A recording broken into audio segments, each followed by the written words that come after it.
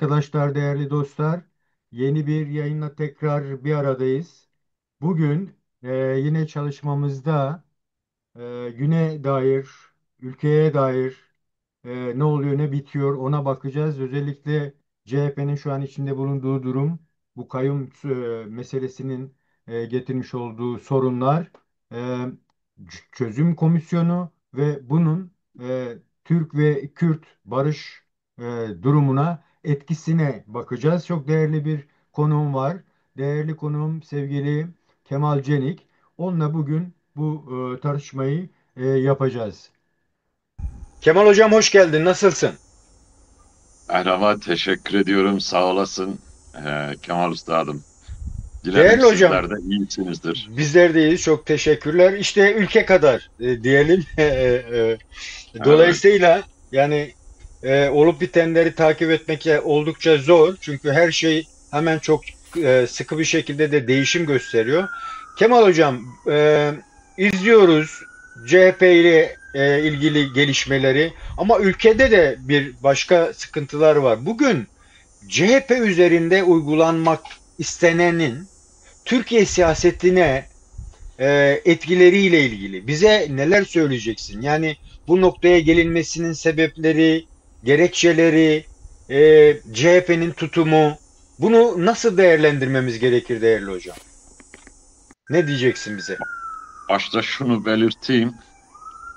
Ee, Genel siyasal bilimlerin temel bir kriteri vardır. Eğer sen politik olarak kendini üretemiyorsan siyasette varlığını sürdürmen tartışma konusu olur, muammaya dönüşür. Şimdi bir nevi Türkiye'nin genel siyasi atmosferini ele aldığımızda bu tanımı ifade etmekte yarar var. Yani iktidar diye kendisini bugün var etmeye çalışan gücün asker, polis, yargı üzerinden kendisini süreklileştirme anlamında nasıl bir çaba içerisinde olduğunu görüyoruz. Diğer taraftan ise siyasetin tamamıyla alanının daraltılması bir siyasetsizlik durumunu hakim kılmaya çalışması üzerinden kendisini var etmeye çalışıyor. Tam da böyle bir dönemde CHP'nin yerel seçimlerde birinci parti olması kendi bu avantajlı durumunu süreklileştirme, değerlendirmek yerine iktidarla uzlaşmaya girmesi açıklamalarının arkasından iktidarın kendini toparlayarak böyle bir saldırıya geçmeyi de beraberinde getirdi. Evet. Şimdi şunu söylemek gerekiyor sevgili Kemal Varol. Sistem kendi içerisinde her şeyle bir daralmayı yaşıyor. Sistem denildiğinde burada sistemin ne olduğunu tanımlama açısından Türkiye kendisini sistemsel olarak kısmi bir dönüşüme uğratmış, partili cumhurbaşkanlığı sistemi üzerinden ta o zaman seninle bir yayın yapmıştık. O bir ölü doğum diye Evet. ifadelendirmiştik. Evet, evet, evet. Yani bu ölü doğumu devletin bekası, güvenlik politikaları üzerinden sürdürmeye CHP birinci parti olmasına rağmen iktidara fırsat verdi.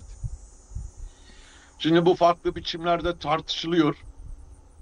Yani işte Kemalizmin tasfiyesi mi, CHP'nin komple bir tasfiyesi mi, ya da işte CHP'nin Tayyip'in dediğine göre yerli milli bir muhalif güç haline getirilmeye yönelik yapılan bir darbe mi vesaire vesaire birçok konu üzerinden tartışılıyor ama meselenin esası ve özü Türkiye'nin bölgesel politikaları okuyup kendi içerisindeki durumu ona göre netleştirerek bir tutum alma sorununu, krizini yaşıyor.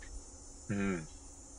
Yani bu krizin adı kendi içerisinde işte ekranda da görüldüğü gibi darbelerle birlikte bunu yapmaya çalışıyor.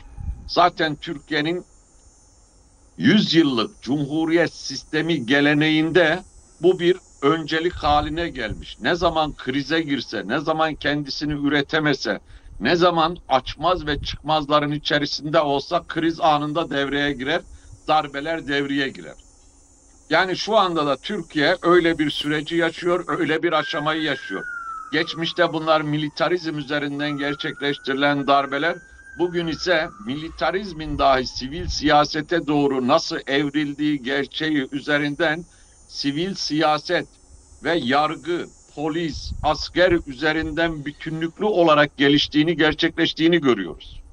O anlamıyla CHP'nin içerisindeki bütün iktidarla işbirliği içerisinde olan kesimlerin nasıl devreye sokulduğu, mesela burada Gürsel Tekin, Kemal Kılıçdaroğlu ve benzeri isimlerin öne çıkartılarak bu süreci CHP üzerinde geliştirmeleri ve yönetmeleri kaçınılmaz bir sonuç olarak açığa çıkıyor yani. Kemal Hocam, Şimdi çok çok CHP çok özür dilerim. Buradan sormama izin ver.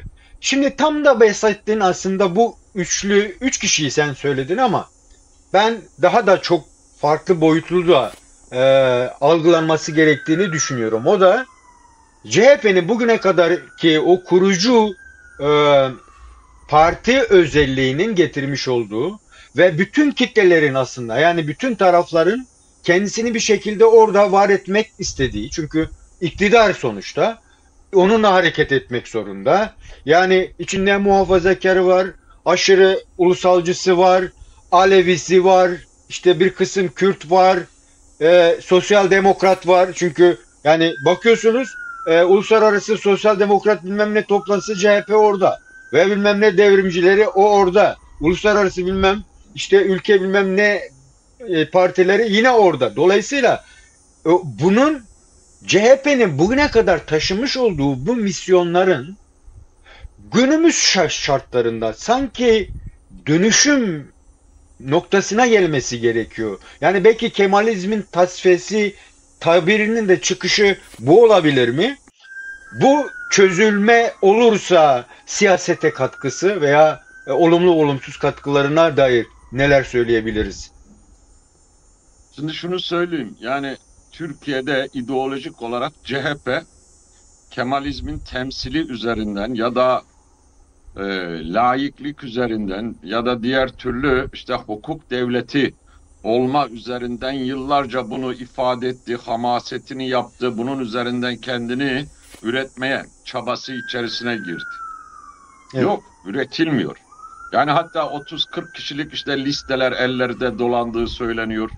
Yani CHP'nin şu an İstanbul İl Belediyesi'ne bir kayyum atandı. Yani bu kayyum boyutuyla da şunu anlaşılması lazım. Yani artık Türkiye'nin bölgesel olarak kendi içine doğru büzülmesi, daralması, kendi içerisindeki rant alanlarını, kendi içerisindeki iktidar alanlarını alabildiğine zorlanmasını ve sıkışmasını da beraberinde getiriyor.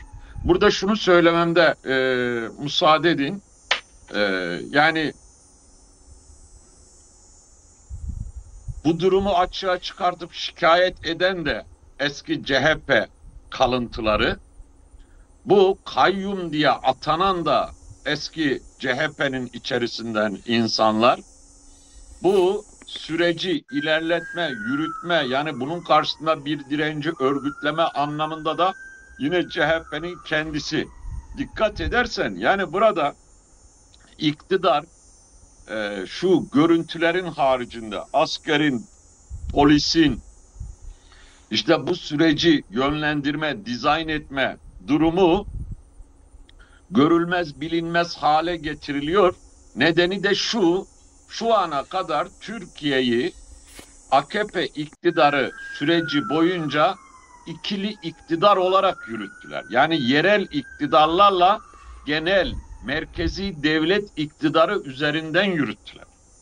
Yani buradaki şimdi İstanbul'un ekonomisi Türkiye ekonomisinin neredeyse 1/5'ini oluşturuyor. İstanbul ekonomisi Türkiye ekonomisinin 1/5'ini oluşturuyor.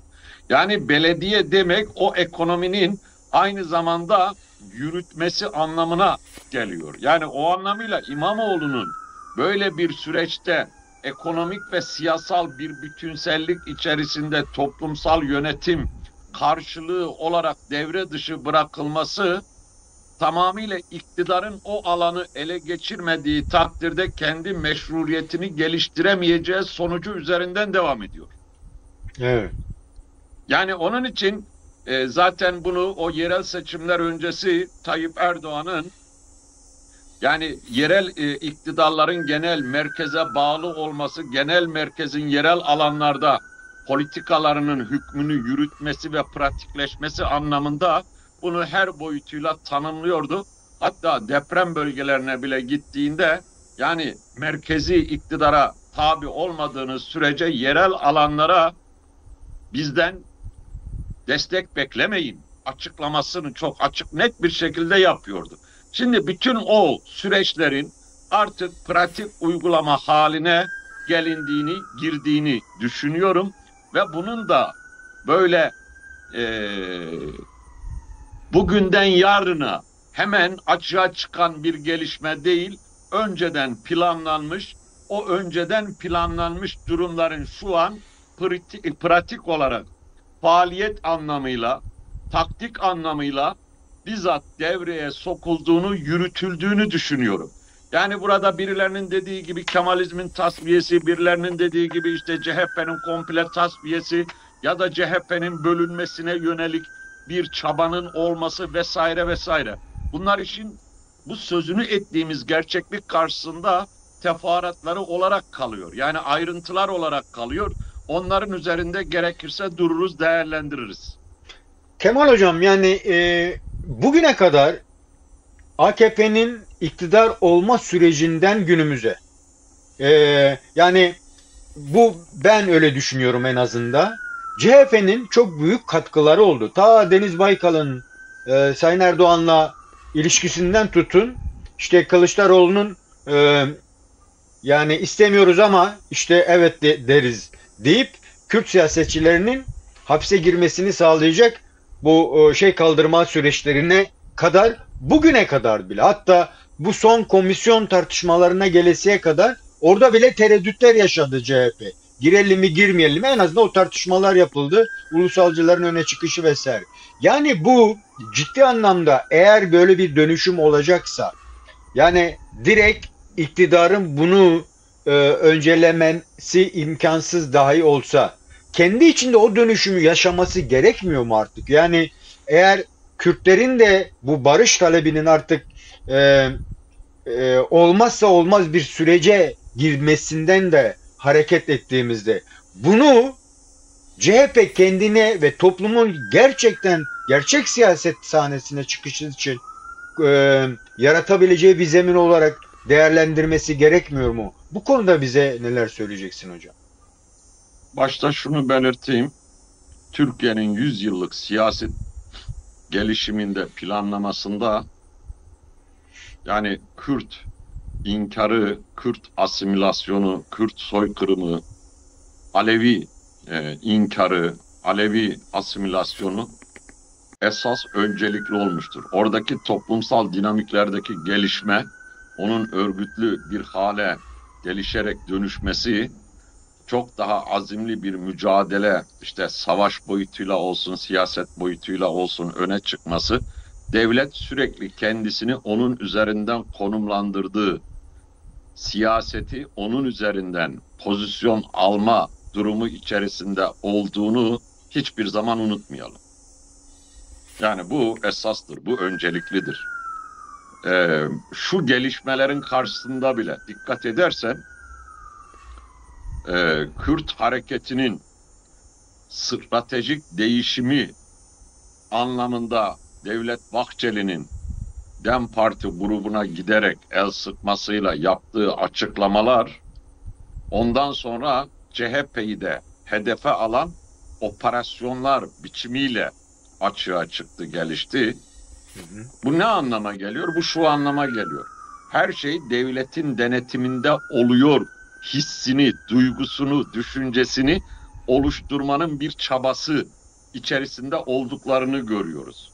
Hı Ve hı. gerçekten bugün AKP ya da Tayyip Erdoğan devlet gerçeğini tam anlamıyla temsil eden bir tutum, durum içerisinde olduğunu söyleyebilir miyiz? Söyleyemeyiz. Yok. Niye? Daha çok AKP'nin genel başkanı, onun üzerinden de Türkiye'nin Cumhurbaşkanı ve bunu da güvenlik politikalarıyla, yargıyla bütün ülkeye bir dayatması halinde Hı hı. yönetim erkini, gücünü eline geçirip onun bütün avantajlarını kullanarak bu süreci yürütüyor. Şimdi Evet. CHP bunu bilmiyor mu?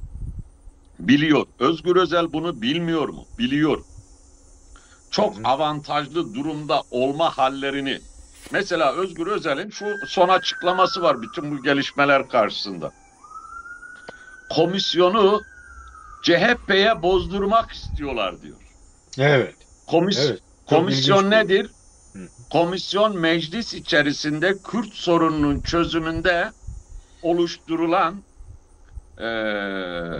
yani meclisin genel başkanı da olan Numan Kurtuluş'un bizzat inisiyatifiyle Sayın Abdullah Öcalan'ın çağrılarını da karşılama anlamında bir komisyon oluştu.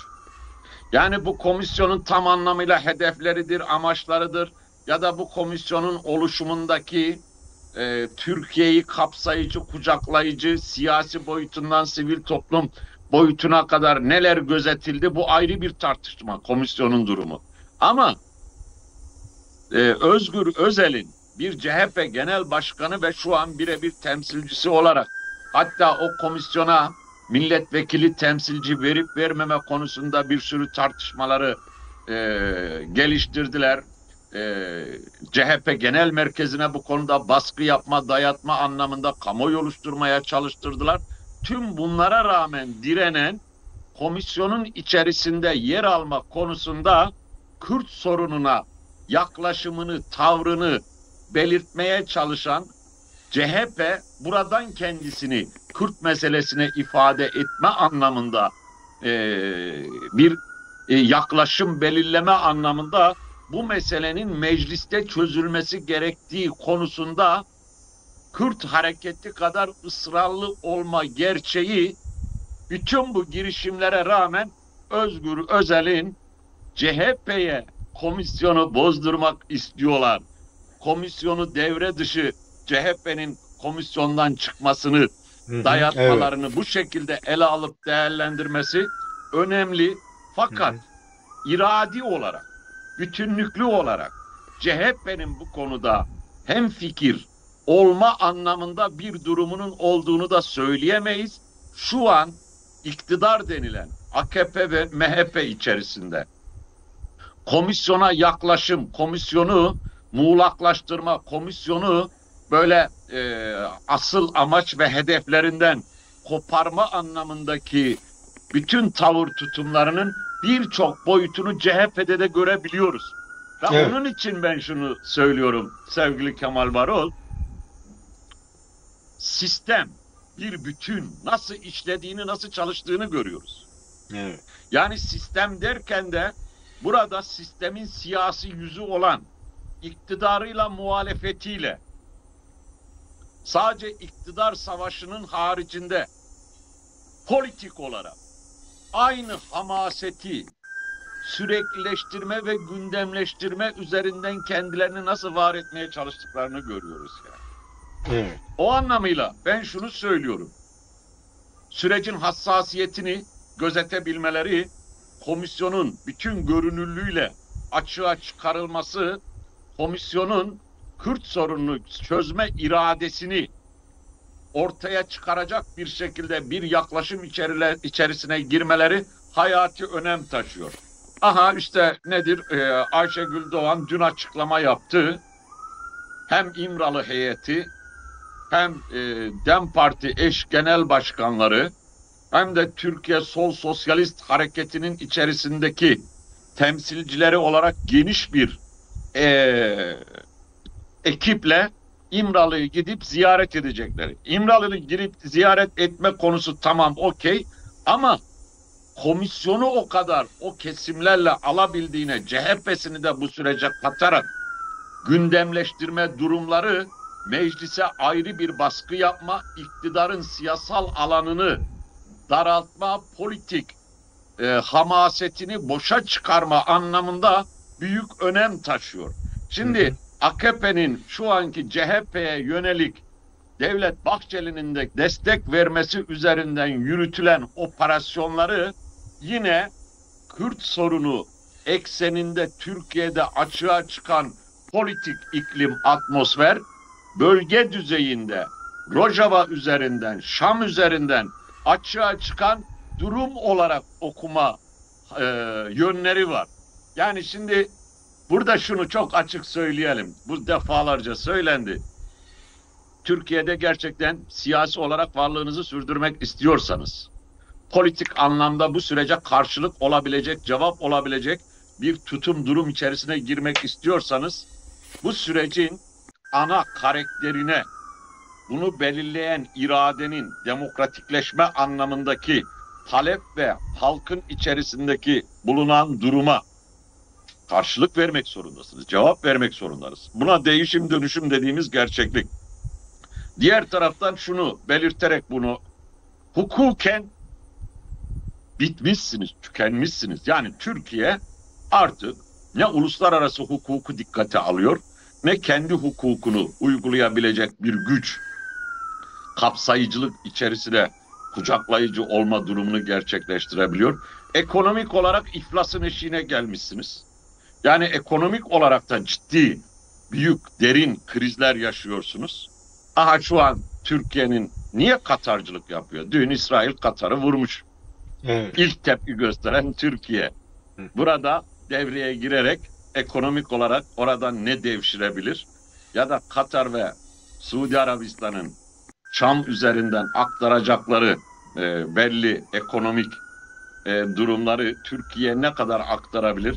Niye kendinizi devlet olarak böyle bir pozisyona düşürüyorsunuz? Bu zavallılığı yaşıyorsunuz diye sormak gerekir diye düşünüyorum. Peki Kemal Hocam. Şimdi komisyondan yine bir parça daha ele alacak olursak, şimdi ilk defa her ne kadar hukuki olarak, yani Türkiye Büyük Millet Meclisi bünyesinde olduğu için aslında kanunilik mi değil mi o tartışılıyor. Ona rağmen birçok ilk defa Kürt meselesinin parlamento düzleminde ve birçok partiyle beraber tartışma sürecine girmesi anlamlıydı. Her ne kadar e, önceleri kapsamını anlatmamış olsalardı. Ancak bütün çevreler, hem Kürt devreleri hem Türk çevreleri komisyona çok büyük şeyler atfetmeye başladılar. Yani anayasayı değiştirecek, işte kanunları çıkaracak falan. Aslında öyle bir şey yok. O halen muğlaklıkta. Dolayısıyla senin de açıkladığın gibi, Sayın Ayşegül Doğan'ın da açıklaması ki komisyonun talebini isteyen zaten Sayın Öcalan. Çünkü o, biz bu işi niçin başlattık, niçin bitirmemiz gerektiğine dair kararımızın size anlatılması gerekiyor. Birebir anlatılması gerekiyor ve sizinle konuşmalarımızdan benim atmamız gereken adımlar vardı. Sizin atmanız gereken adımlar vardı ama bugüne kadar hep ben adım atıyorum. Bu da tartışılmadan komisyonun işte şöyle yaptı, Kürtçe izin vermedi, öbür parti bilmem ne dedi, şunları çağırıyoruz, onları konuşacağız. Yani bir muğlaklıkla olayı geçiştirmeleri, senin bahsetmiş olduğun uluslararası dengedeki sıkıntılar, yani gerçekten amaçları ne? Gerçekten bizim çok mu bilmediğimiz çok şey mi var? Ve Sayın Öcalan'ın bu ısrarının sebebi gerçekten olası o darbe dinamiğini biraz erteleme çabası mı veya kapatma çabası mı? Bunu nasıl yorumlandın Kemal Hocam? Şimdi Kürt sorununun, Kürt sorunu demeyelim buna. Aslında bu neyse kendi içerisinde bambaşka bir gerçekliği ifade ediyor da Evet. Kürt varlığının ve hakikatinin bu şekil gündemleşmesi, gündemleşmeden de öte siyasetin ana aktörü unsuru haline gelmesi başta büyük önem taşıyor. Bunun Türkiye Meclisi içerisinde bu şekliyle birebir ele alınması, komisyonun oluşması da bir o kadar önem arz ediyor. Evet. Fakat komisyona gereğinden fazla anlam yükleme ya da komisyonu basite alma, bu komisyon aynı zamanda şu anlama geliyor sevgili Kemal Varol. Bütün çözümsüz, gereksiz birçok konunun komisyonlara havale ederek Evet. buradan bir şey çıkmaz anlayışının da bu komisyonla bir nevi Türkiye siyasetinde sonuçlandırmasını, o anlayışa, o zihniyete de bir son verilmesini beraberinde getiriyor bu komisyon. Evet. Bu çok önemli. Onun için komisyonu ne abartmak, ne hafife almak, basitleştirmek. Komisyonun bir işlerliği var. Komisyonun işlerliğini açığa çıkartan e, Kürt halk önderi Sayın Abdullah Öcalan, Sayın Abdullah Öcalan'ın ısrar ve önerileri üzerine oluşturulan bu komisyonu şöyle bir sorun yaşanıyor. Devlet ya da Sayın Abdullah Öcalan buna şunu diyor. Norm devlet bir de norm dışı devlet diye tanımlıyor.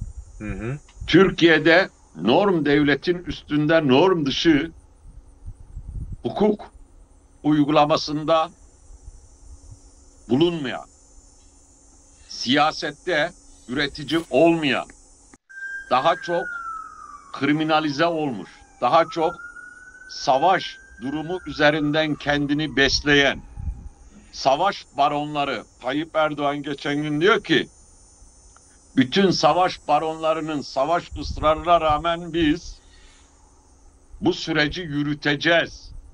İyi de Tayyip Erdoğan o savaş baronlarının öncelikli olarak başında gelen clean, başında gelen ekibin birebir sorumlusu ve temsilcisi sen değil misin? Hı hı. Şimdi onun için yani sanma ki bu iktidarın dışındaymış, devletin dışındaymış gibi kendisini de bir pozisyon alarak bu süreci ifade etmesi bana göre sorunun en büyük önemli boyutunu oluşturuyor. Hakan Fidan'ından Yaşar Güler'ine varana kadar bu işi hem Türkiye hem Orta Doğu anlamında çözümsüzlük noktasında, bu komisyonu işlevsizlik noktasında tutma çabaları içerisinde olduğunu söylemekten kaçınmayacağız yani. O anlamıyla yani İmralı'daki o norm devletle yapılan konsensüs ve görüşmeler norm dışı devlet tarafından nasıl boşa çıkarıldığı gerçeğini ya da boşa çıkarılmaya çalışıldığı Çalışıldı. gerçeğini görüyoruz. Sayın Abdullah Öcalan'ın bu konuda şöyle bir ifadesi vardı. Yani darbe mekaniği devreye sokulmuş durumda. Yani bu süreci fazla zamana yaymadan sıcağı sıcağına sürecin bütün gereksinimleriyle, pratik adımlarıyla sürdürmek hayati bir önceliğe sahiptir açıklaması yapmıştı. Evet. Şimdi bu ne anlama geliyor? Bugünkü gibi işte İyi Parti ve o DEVA yok pardon İyi Parti ve nedir o diğer Ümit Özdağ'ın partisinin adı?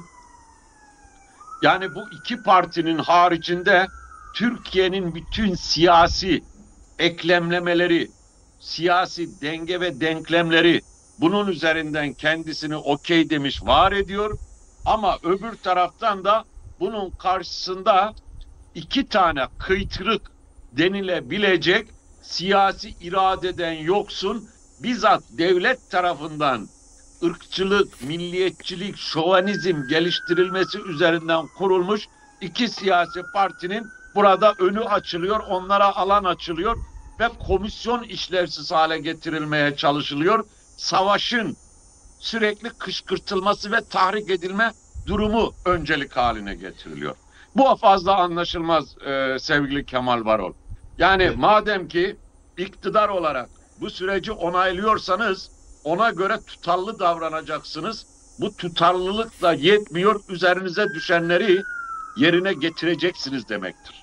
Norm devletin taahhüt ettiği, norm devletinin Sayın Abdullah Öcalan'la bir konsensüs oluşturma ve Sayın Abdullah Öcalan'ın PKK'ye yaptığı çağrı, PKK'nın kongresi, PKK'nın kendini feshetmesi, yine silahların yakılması ve bunun üzerinden de 27 Şubat'tan bugüne kadar yaşananları her iki taraftan da doğru üzerinde durup anlamlandırmak gerekiyor. Şunu anlarım, yani CHP, AKP, MHP açısından sistem gerçeğini oluşturmakla birlikte sistemi değiştiremiyorsunuz, dönüştüremiyorsunuz. Ve şunu söylemek gerekiyor. Kendinizi değiştirip dönüştüremediğiniz takdirde o sistemi değiştirip dönüştüremezsiniz. Evet. Burada öncelik kendinizin değişip dönüşüme uğrama sürecinden geçmesi. Peki öyle bir çaba olduğunu görüyoruz mu? Sözlü olarak bile ağızlarından nasıl savaş yamyamlığı üzerinden salyalarıyla işte aha bugün şurada şöyle oldu, aha bugün burada böyle oldu, aha savaş oldu, aha vuruldu, aha vuruluyor. Özellikle Rojava'yı esas alarak direkt Rojava'ya bir yönelim ve saldırı üzerinden hala Rojava'yı içselleştiremediklerini, hatta en son Adalet Bakanı denilen şahsın ağzından hala Rojava'nın ne kadar tehlike olduğunu teröristan diye ifade ettiğine tanıklık ediyoruz. Kemal Hocam, oraya da geleceğiz ama yine bu komisyon ve bahsetmiş olduğunuz temel hayat bulmasının en bariz şeyi Sayın Öcalan'ın o ilk notunda var gizli. Yani siyasetin sivil siyaset ve hukuki zemine taşınması. Dolayısıyla aslında komisyonun adım olarak atılmasının en önemli boyutlarından biri oydu. Artık hukuki bir sürecin başlatılabileceğini, ama ona rağmen yaygınlaştırılmaya devam ediyor. Bu arada Sayın Öcalan'ın önceliğinde PKK'nın atmış olduğu adımlar da artık ertelene görünmez kılınmaya başlanıyor ve bir suçlu arayışı devam ediyor. Çünkü eğer hadi hani tartışılma oldu. Cemil Bayık da söyledi, Duran Kalkan da, Bese Ozat da, hani şu soru takıldı. Madem silahları bıraktılar, niye buraya gelmediler? Tamam, geleyim de nasıl geleyim? Ona bile cevap olamayacak bir konsepti sürekli ertelemeye başlıyorlar. Bu da tam da senin söylediğin gibi Rojava'yı merkeze alan bir siyasetin getirmiş olduğu bir şey. Son günlerde de çokça gündemleşmeye başladı. Sayın Öcalan'ın Rojava benim kırmızı çizgimdir'den de hareketle. Yani eğer Rojava olası şu an bilmiyoruz, statüye artık uluslararası arenadaki öyle görünüyor, netleşirse, yani kuzeydeki mesele nasıl olacak? Bu nasıl çözümüyor? Komisyon mu yok olacak? Partiler seçime mi gitmek zorunda kalacak? İktidar mı düşecek? Darbe mi olacak? Yani böyle acayip bir tek bir odak ama her şeyi tartışabileceğimiz bir zemin yaratma süreçleri var. Yani kafa karışıklığı yok mu sence? Yani Türkiye halkının da doğru düz ne istediğini, ne düşündüğünü de bilemeyecek konuma getirmiş. STK ne istiyor? Sendika ne istiyor? Barolar ne istiyor? Yani toplum bir haber birçok şeyden. Bunu nasıl değerlendirelim? Yani ne dersin bu konuda hocam? Şimdi şu konuda Kürt Özgürlük Hareketi'nin ve önderliğinin bütün yetkiyi, yürütmeyi baş muzakereci olarak tanımladığı Sayın Abdullah Öcalan'a verilmesi, aynı zamanda Sayın Abdullah Öcalan'ın bu süreci 27 Şubat açıklamasıyla hukuksal ve siyasi zemine çekebilirim, buna gücüm var diye bir çıkış yapması, PKK'nın kongresine sunmuş olduğu kapsamlı bir politik rapor. Aynı zamanda o barış projesi olarak herhalde şu an onu kitaplaştırıp çıkarıyorlar. Şunu söylemekte yarar var. Türkiye devleti bu süreci geciktirmesi kendi aleyhinedir. Türkiye devleti olarak, iktidar olarak bunu nasıl kullanır da iktidar olma durumunu sürdürür, içindeki kendisine güçlü rakip olarak gördüğü CHP'ye operasyonel bir durum üzerinden işi sürdürmeye, yürütmeye çalışıyor. Bölgesel anlamda da Rojava'yı ileriki bir durumda mecburen, Türkiye'de hiçbir şey gönüllü değildir. Bunun iyi bilinmesi gerekiyor.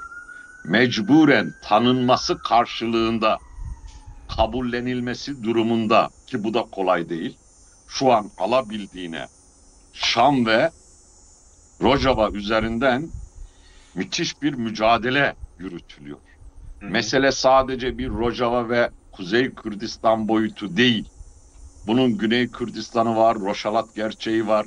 Türkiye, Güney Kürdistan'da nasıl Güney Kürdistan yerel gerçeğini içselleştirdiyse, kabul ettiyse, orada Güney Kürdistan olarak artık stratejik bir dostluk, ilişki üzerinden meseleleri yürütüyorsa, bunu Rojava için niye yapmasın? Yapmaması için önündeki engel nedir? Yani bu Türkiye'nin lehine midir, aleyhine midir? Türkiye bunun getirisi nedir, götürüsü nedir? Bu başlı başına bir başlık olarak ele alınıp kesinlikle irdelenip üzerinde durulup tartışılması gereken bir konu olduğunu ifade edeyim. Diğer taraftan silahların yakılması, Sayın Bese Hozat'ın 15 kadın 15 erkek arkadaştan seçme odağı, özellikle seçme arkadaşlardan oluşarak silahların yakma durumu karşısında niye bunlar Türkiye gelmediler de geri gittiler gibi saçmalığın daniskası diyebileceğimiz bir durumu açığa çıkartır. Niye? Bunun 2013-2015 arası gerçekleşen koskoca bir arka planı var. Bir barış süreci deneyimi var. Hatta barış gruplarının kırsaldan, dağdan, Avrupa'dan Türkiye'ye gidişleri var.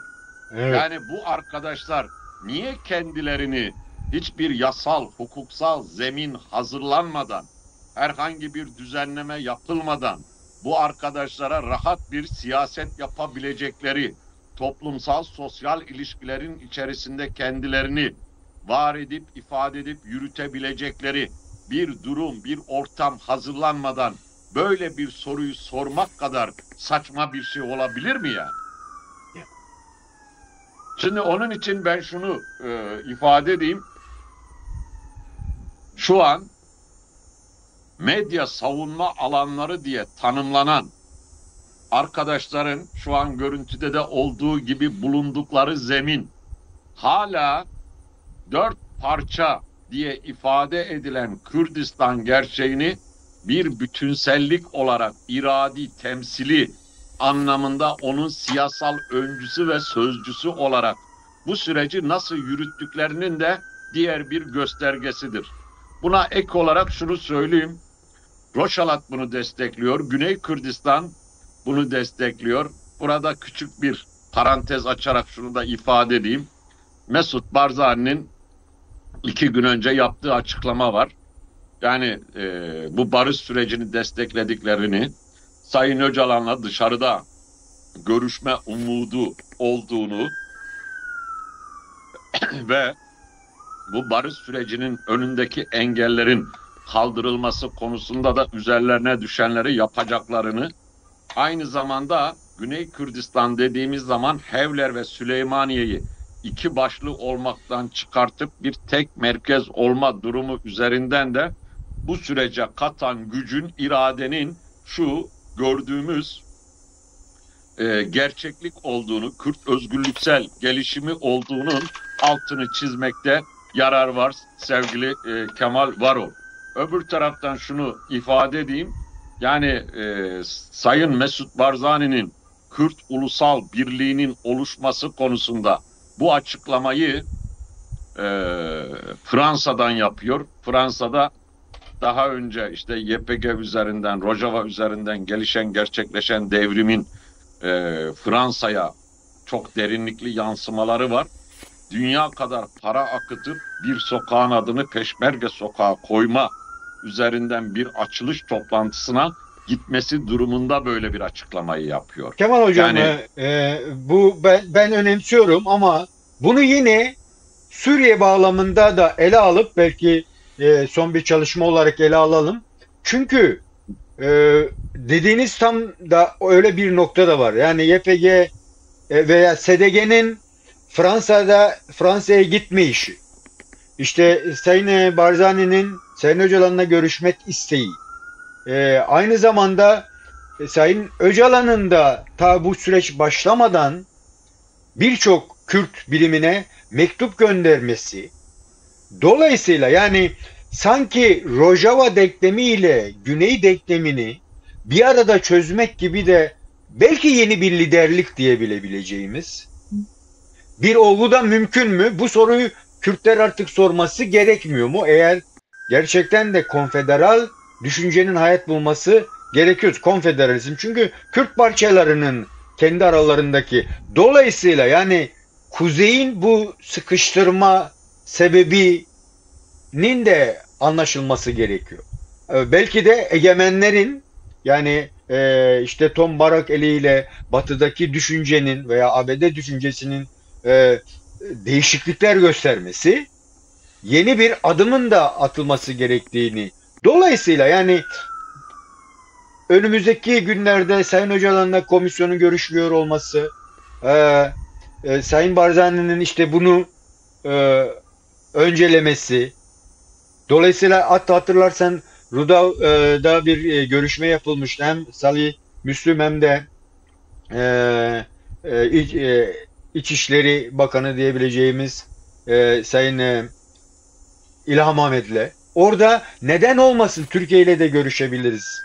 Düşüncelerin ortaya çıkması.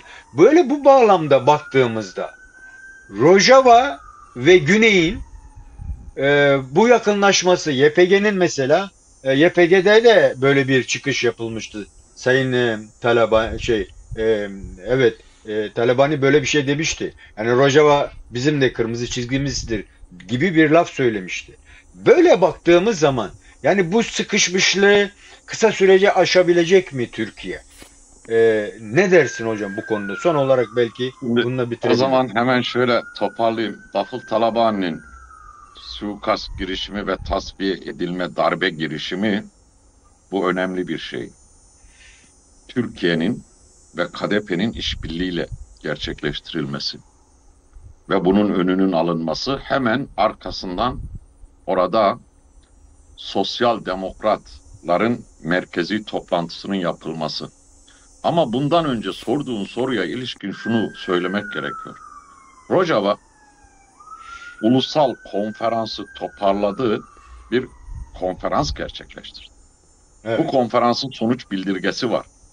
Bu konferans iki yapıya dönüştü. Birisi Suriye'nin iç yapılanması, ademi merkeziyetçi sistemin geliştirilmesi üzerinden birebir Rojava'yı bağlayan, Şam'ı, Suriye'yi bir bütün olarak bağlayan.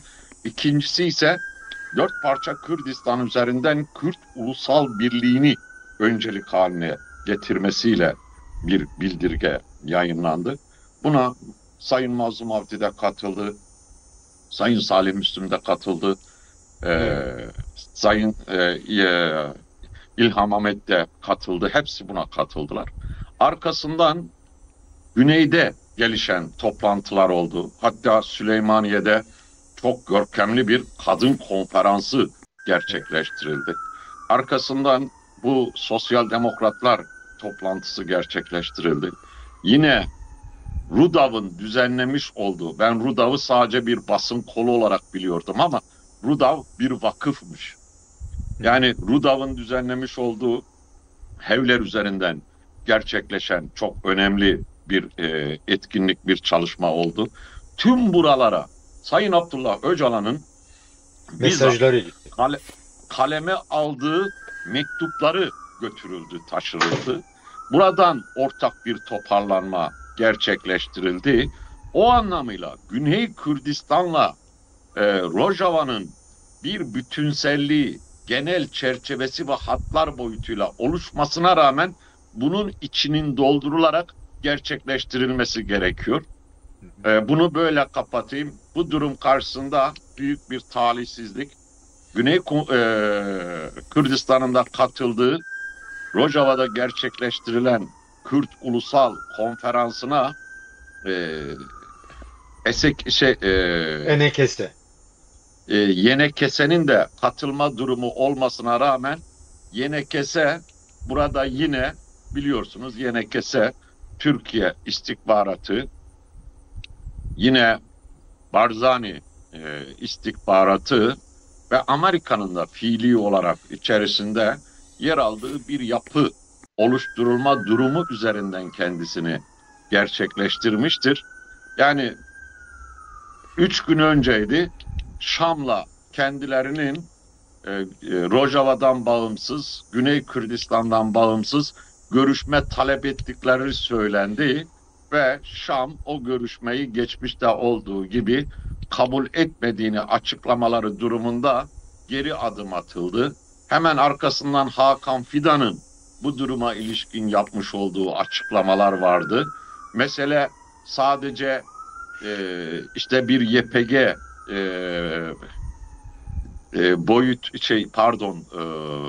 SDG boyutu değil, bir Güney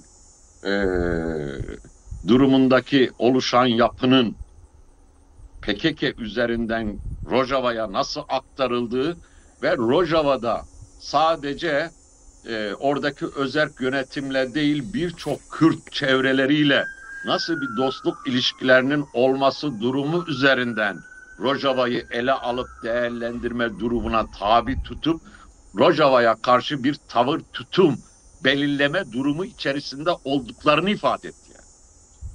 Şimdi Hakan Fidan bunu resmi olarak yaptı yani işte. Şimdi bu ne anlama geliyor? Bu şu anlama geliyor. Hala Enekese ve benzeri buna teşne olmuş yapıların, buna ister paramiliterist güç diyelim, isterse işbirlikçi diyelim, isterse kendi içerisinde bu zemin üzerinde kendini konumlandırmış, her tarafa kapıyı açmış, kendi özünden ve gerçeğinden soyut, sadece politik anlamda herkes tarafından başvurulan bilmem bir yapılanma diyelim. Ne dersek diyelim. Yani böyle bir mentalite var, böyle bir realite var. Bu da ister istemez Türkiye'ye bir takım gozlar veriyor. Türkiye'ye hala Rojava üzerinde bir içselleştirememe durumunu yaşayarak Rojava'nın sistemini bölgesel anlamda Amerika'nın da dahil olduğu, oradaki koalisyon güçlerinde dahil olduğu, İsrail'in de Türkiye'nin de dahil olduğu, hala nasıl değiştiririz, dönüştürürüz, Rojava'nın gerçek oradaki sistem bütünlüğünü kendilerini engaja edebilecekleri üzerinden bir yaklaşım sergilemeye ve dolayısıyla da Rojava'yı araçsallaştırmaya devam ettiklerini söyleyebiliriz.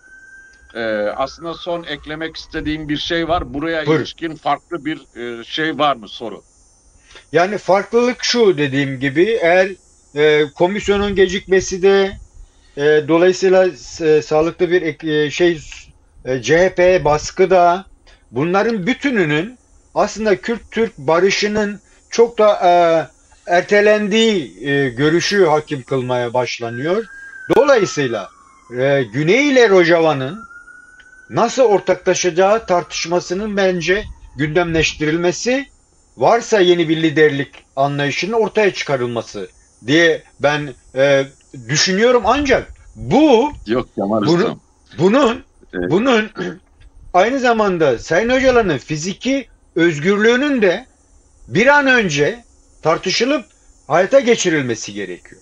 Yani bu bağlam, çünkü eğer bir bütün bakacaksak Kürtlerin sorununun parça stratejisinin dışında bir bütün olarak ele alınması gerektiğini de düşünüyor. Böyle bilmiyorum toparlarsak sen de katkın varsa bu noktada bir şeyler söyleyecek. Sonra çalışmayı bitirelim hocam. Tamam, ben şunu söyleyeyim. CHP'nin 102. yıl dönümünü kutlayıp 103. yaşına girme halinde bu operasyonun gerçekleştirilmesi Türkiye Cumhuriyeti'nin siyasi resmiyeti, resmi iradesi komple bir değişimi zorunlu hale getiriyor. Yani CHP Türkiye'deki bütün siyasi oluşumların ana rahmidir. O anlamıyla AKP'yi AKP yapan da CHP'dir. CHP'siz bir AKP'yi düşünmek ahmaklık olur yani. Kemalizmin tasfiyesi mi, CHP'nin işte tasfiyesi mi, şu mu, bu mu, işte Alevilerin buradaki hamlesi mi ya da saray soytarısına dönüşen bu Gürsel Tekin denilen ücubenin gerçekten çok karaktersiz, kişiliksiz birisi. Onun için böyle ağır hitamda bulunuyorum saray soytarısı diye. Yani bu kayyum politikalarının meşrulaştırılmaya çalışılmasının hala CHP üzerinden devam etmesi mi?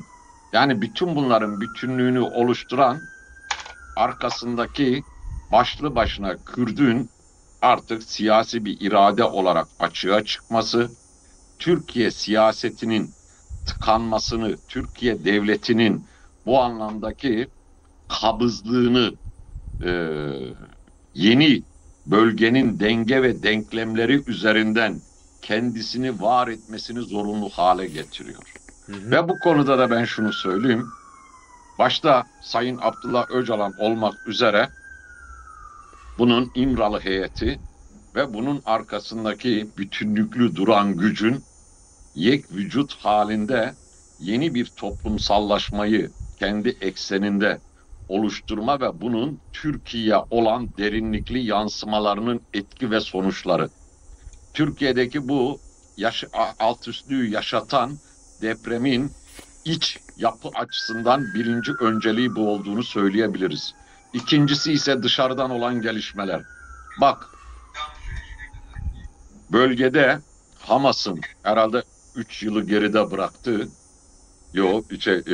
2 yılını geride bıraktığı bu Hamas'ın İsrail'e saldırısı ve İsrail'in bütün bölgeyi savaş haline dönüştürme durumu.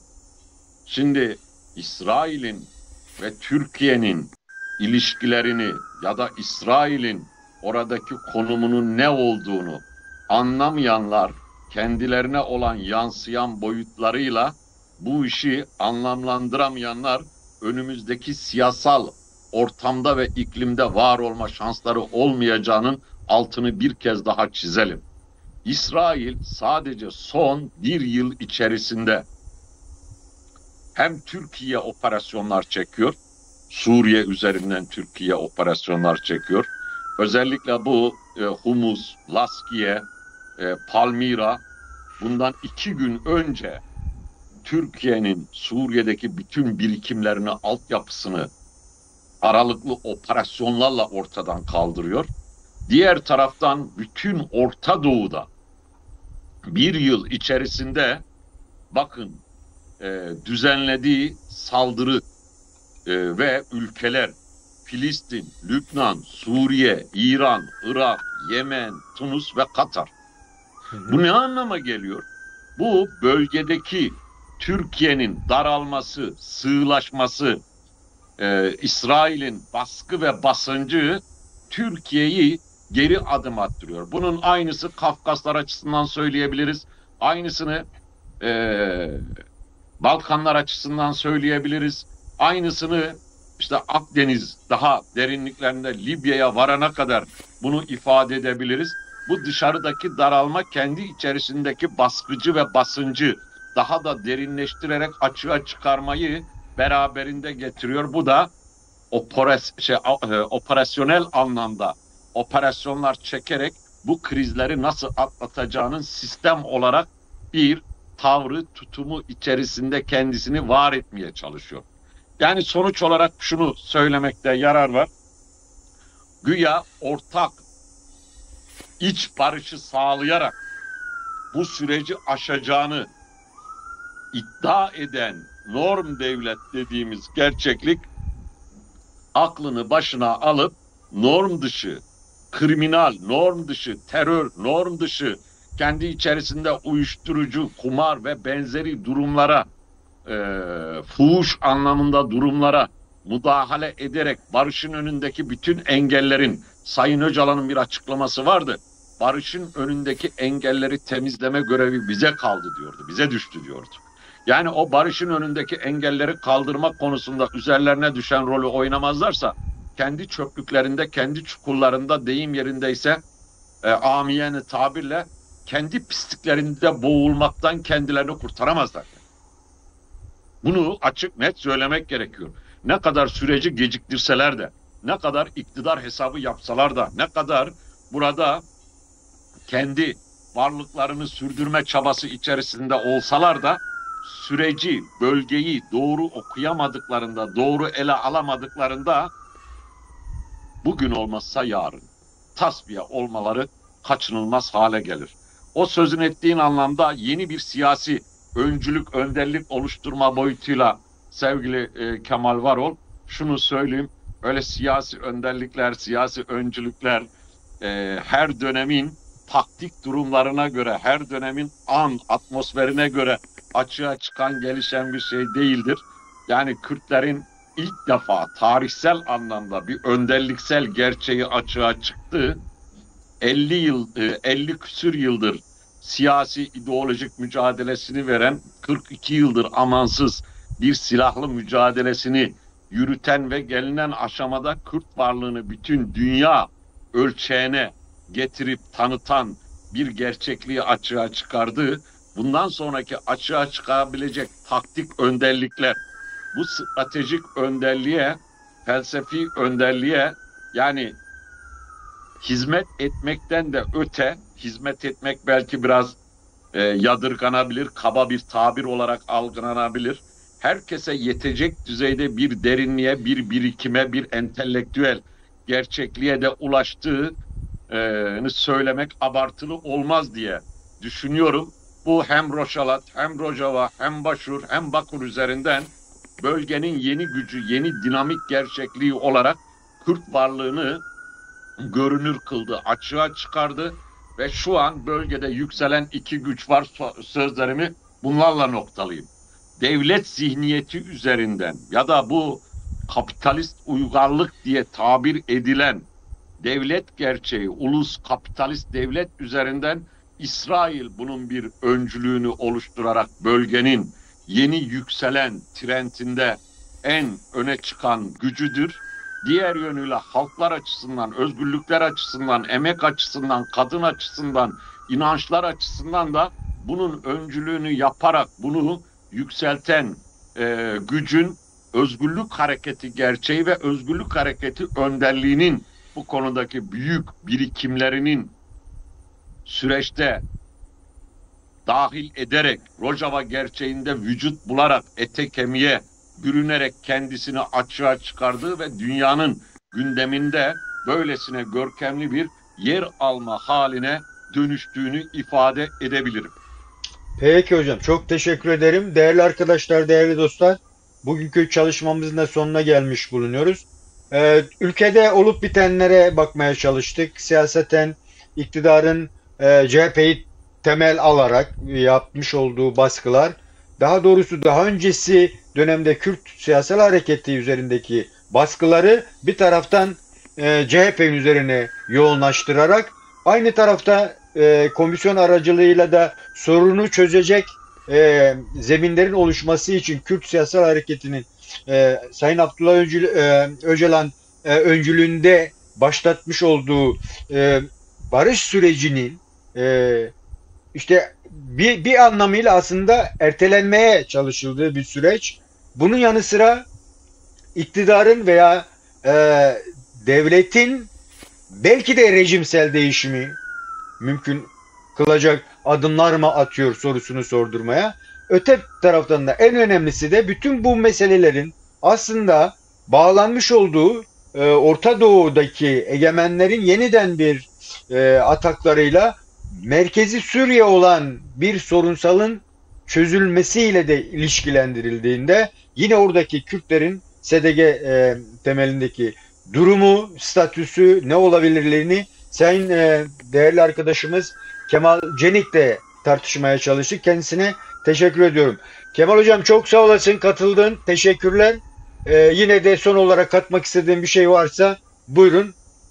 Sonra çalışmayı bitirelim hocam. Şu an olağanüstü demiyorum, olağan dışı bir süreçten geçiyoruz. Herkes kendisini buna kilitlemiş durumda. Siyasi iklim, atmosfer bunun üzerinden anlık, günlük gelişmelerle, yoğunlukla bir değişim halinde ve şunu söyleyeyim, bu konuda omurgalı anlamında, sorumluluk anlamda, tarihsel temellerinden güncel sonuçlarına varana kadar bütün risklerini üstlenme anlamında bir süreci gözlemliyoruz. Onu anlamaya, anlamlandırmaya çalışıyoruz.